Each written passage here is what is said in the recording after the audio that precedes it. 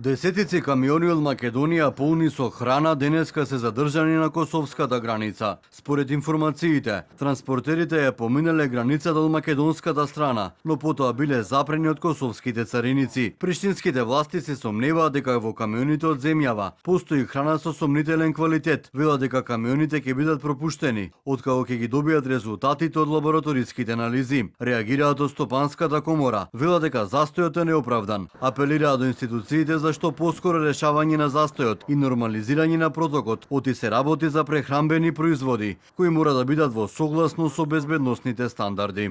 Ги преземаме сите потребни мерки од вакви ситуации предизвикуваат сериозни економски штети на македонските извозници и транспортните компании. Се создаваат неоправдани бариери во трговската размена со партнер со кој имаме добри односи и суфицит во трговската размена, нарушувајќи ги и при тоа регионалните трговски договори и стандардите за слободно движење на стоки.